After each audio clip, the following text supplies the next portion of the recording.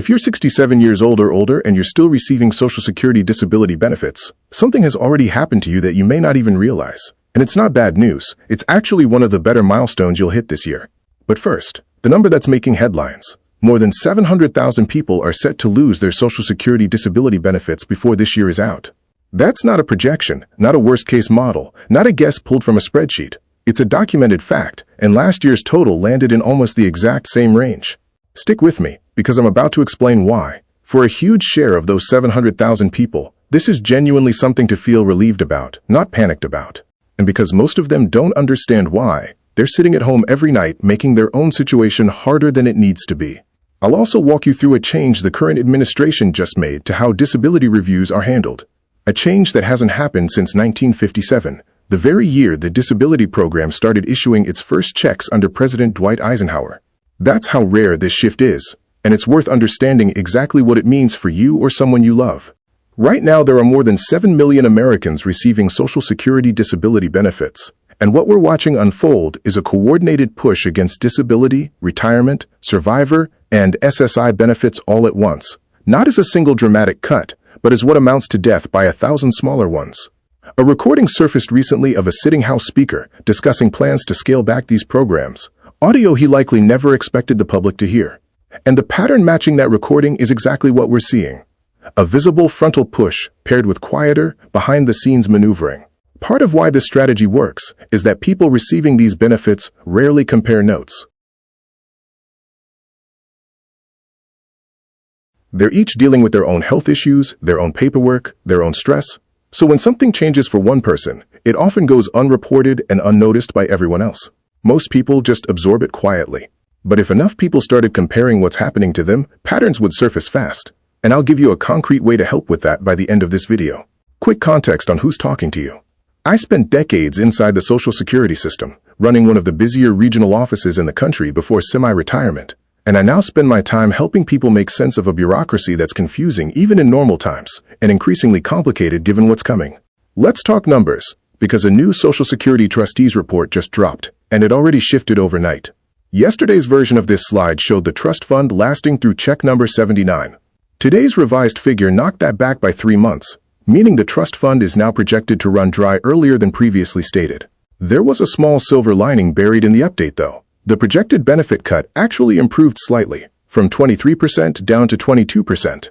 To be clear about who that affects, every single person drawing a Social Security check, whether you're 65, 75, 85, or 95, whether you're on retirement, disability, survivor, or children's benefits, is looking at a roughly 22% reduction once the trust fund is depleted. It's a distraction from the actual math. Let's get back to disability specifically, because if you're currently receiving disability benefits, I want you watching for the exact scenario I'm about to describe, and if you see it happening to you, I want to hear about it. More on how in a moment. So here's point 1, and I know this sounds like an odd thing to say. I'm not upset that people are aging out of disability benefits. Here's why.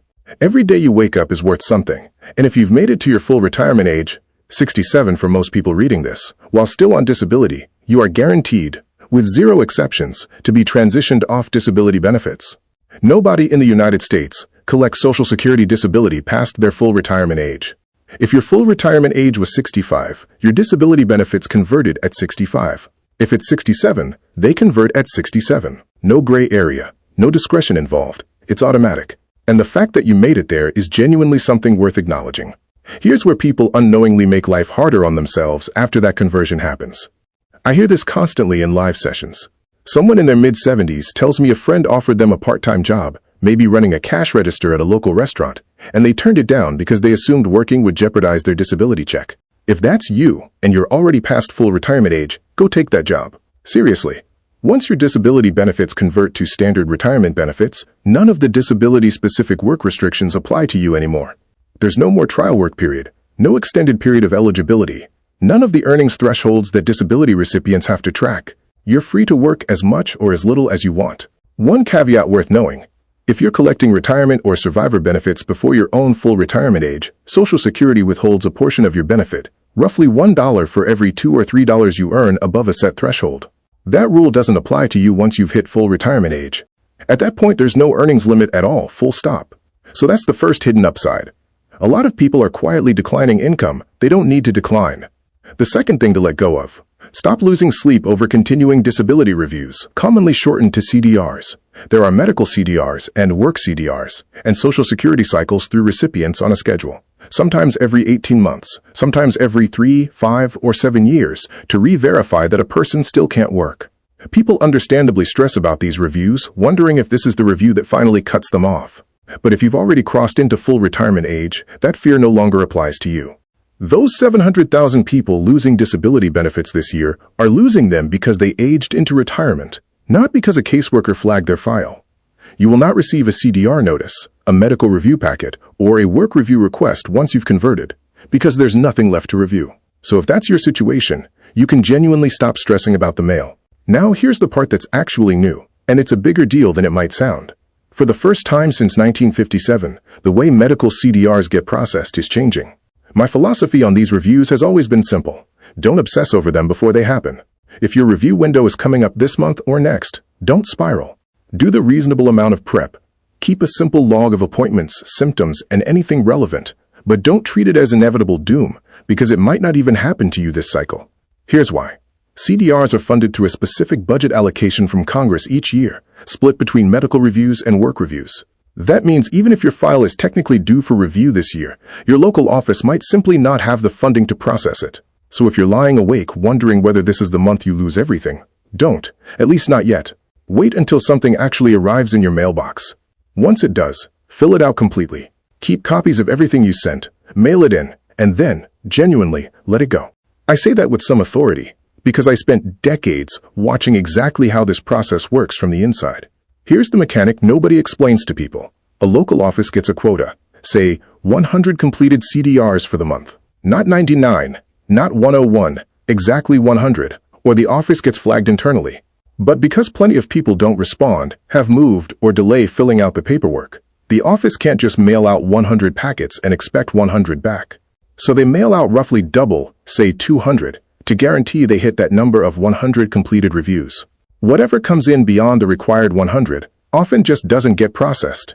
It sits. Sometimes it rolls to the following month if there's budget left. But by then, the medical information may already be considered outdated, meaning it has to be resubmitted anyway. In plenty of cases, the excess packets are simply discarded because the office already met its number.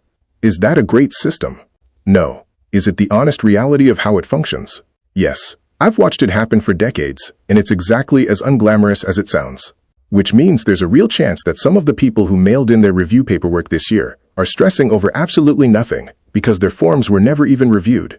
The office already had what it needed. If that's you, stop panicking. Complete the paperwork when it arrives and move on with your life. Now, the actual structural change. This is the first time since 1957 that medical CDRs are being handled this way. Historically, when you originally applied for disability, or when your file came up for a continuing review, your local Social Security office forwarded everything to a state-level agency called Disability Determination Services, or DDS for short. DDS has made the actual medical eligibility determinations since the program's inception in 1957. But starting this year, for the first time ever, that process is being pulled in-house directly into the Social Security Administration, and the administration doesn't currently have a trained, experienced staff built out to handle medical determinations at that scale. They're assembling a team essentially from scratch to process what will likely be hundreds of thousands of reviews, without a clear operational blueprint for how to execute it. This is exactly the kind of change that benefits from real-world reporting, because official channels won't necessarily flag it as it happens to individual people. If you experience this shift firsthand, a review handled differently than you expected, unusual delays, anything that doesn't match the old process, that's worth documenting and sharing, because patterns only become visible when enough individual reports get compared. And that recording of a sitting House speaker discussing plans to reduce Social Security, Medicare and Medicaid funding, that's the national-level version of this story. What matters just as much is what's happening locally, office by office, which is exactly the kind of detail that doesn't make national news but adds up across thousands of individual cases. Now let's shift to a real question from someone in the audience, the kind of situation that comes up constantly and illustrates how confusing survivor benefit rules can get. A woman whose husband passed away in February of last year explained that she began receiving survivor benefits shortly afterward, but was only paid for 3 months initially. Benefits didn't resume until several months later because of how much she'd already earned that year before her husband's passing.